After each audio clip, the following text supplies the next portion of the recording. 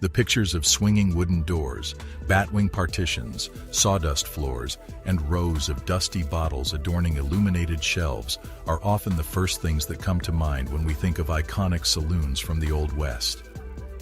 The general imagination has a somewhat idealized view of these watering spots, especially as a result of Western movies and television shows. This is largely due to the influence of Western media. However, the reality of saloons in the Old West often dramatically contrasted with their portrayals in films. In this video, we will take a more in-depth look at what saloons in the American frontier era actually looked like by analyzing historical records, photographs, artwork, and accounts from people who were there at the time. So let's get started. Design and execution of construction. Saloons were not impromptu, ramshackle constructions that were cobbled together overnight, as is commonly believed by the general public. Many of them had sturdy construction and walls that were up to 10 feet high and made of wood or stone. The majority of saloons created in established towns did not have open floor designs. Rather, they had distinct rooms for gambling, dancing, drinking, and possibly even offering little pleasures like baths or barbers to lure rich miners and travelers. As an alternative to the swinging wooden half-doors that are typically represented, crude barriers made of scrap wood and canvas might be used to partition sections. Typical front entrances included a pair of full-sized doors. They occasionally included windows either above or flanking the doors to allow natural light to enter. Instead of a single long wooden counter running along one wall, there were multiple elaborate mahogany bars running along opposite walls, each with rows of stools facing inward. For the customer's convenience, brass footrails ran underneath. At night, illumination was provided by lamps that ran on kerosene or gas, with daylight coming in through the windows that were described. The floors were often made of wooden planks and frequently featured raised wooden platforms in the corners or down the center of the room to place tables, dance, or play games such as faro.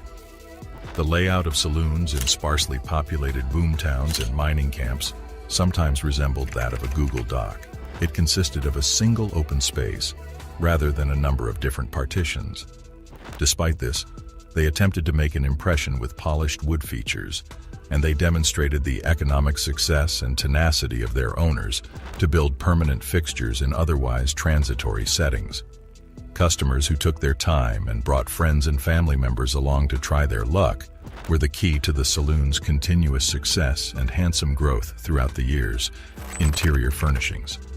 Instead of the dingy, sparse interiors that are commonly pictured, early photographs and artwork from the time period reveal saloons filled to the brim with luxury furnishings and decor. The polished brass fittings comprised magnificent chandeliers as well as sconces along the walls that held kerosene lanterns, along with promotional placards and colored bottles, cigars, chews, glasses, and bottles of alcoholic beverages graced the backlit shelves that were located behind bars.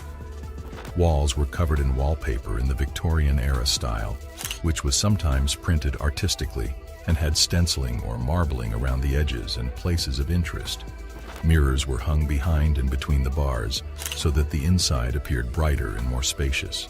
Walls between the rows of shelves were livened up with vibrant paintings or sketches of scantily clad dancing girls, and ornate brass-topped wood bars reinforced the impressions of stability and affluence. In place of floors covered in sawdust, beautiful oriental carpets were used to soften the working spaces, and spittoons were provided for discreetly catching tobacco expectorations.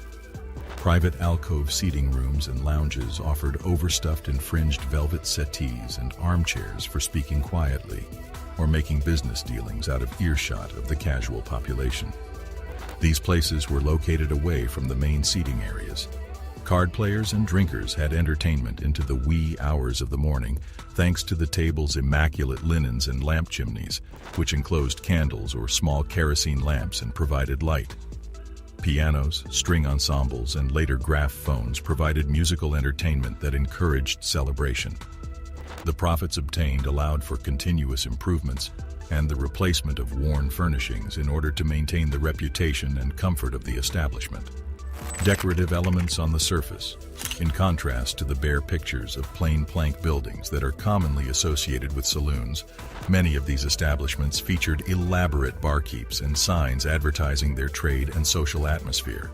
The names of drinking establishments were written in gilded letters, and vibrant artwork lured customers to enter via frequently artistically framed doors. For instance, a restored barkeep from Franklin, Nevada, that dates back to the 1870s, features rippling waves, ships, and anchors that allude to the town's proximity to the mineral richness of the Comstock lode and the traffic across the sea. Aside from the visual attractiveness they offered, barkeeps also served functional reasons, such as protecting the interior fabrics of the establishment from the sun's fading rays and preventing boisterous patrons from throwing rocks. When joined end-to-end and overlapping one another, they formed continuous canopies that shielded pavements from the sun and the rain. In contrast to the temporary nature of mining camps, the installation of these features, together with potted palms and flower baskets that hung from the ceiling, created the image of stability and prosperity. Standards for sanitation and risk management. Historical sources reveal unusually stringent standards of cleanliness in successful saloons, which runs counter to the common perception of these establishments as filthy holes overflowing with spilled wine and tobacco juice. An old drinker's almanac included advice: keep it clean as a parlor. Regular sweeping and washing kept the timber floors and fittings in good condition.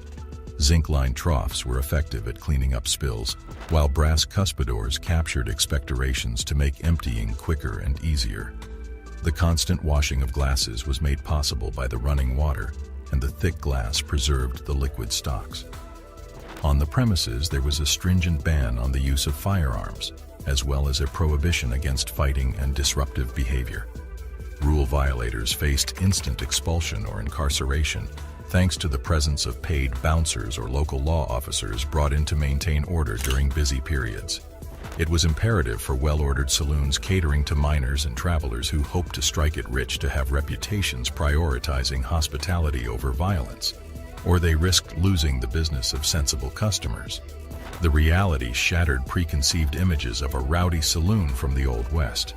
The key to being successful was to establish safe havens away from the elements where intrepid merchants and diligent prospectors could relax in a responsible manner.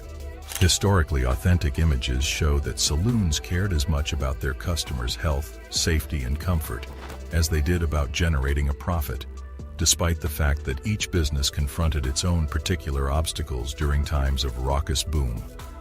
In contrast to the dingy watering holes, the saloon's interior, which is visible through the windows, reveals great attention to detail that belies the transient character of the neighboring mining camps.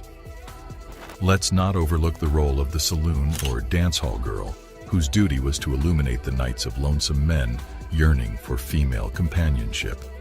Contrary to what many might think, saloon girls seldom engage in prostitution. This was prevalent only within the seediest tier of saloons.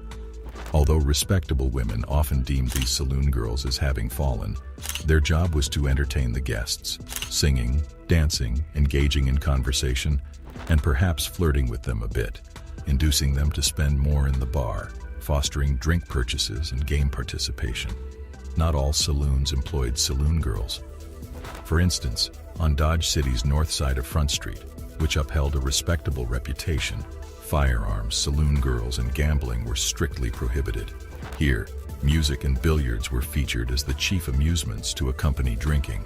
This brief look at some primary sources demonstrates that romanticized depictions of the Old West have led to inaccurate portrayals of saloons from that era. In point of fact, successful saloons were more like gleaming and well-kept Victorian taverns than they were like rundown shacks. The proprietors spared no cost in making these establishments into elegant gathering spots where customers might find refreshments in addition to hospitality, entertainment, and business opportunities. Popular watering holes were characterized by their meticulous construction, elegant fixtures, stringent hygienic standards, and strict adherence to the law. What do you think of the video? Let us know in the comments section below. If you enjoyed this video, be sure to give it a like and hit that subscribe button before you go. Thanks for watching.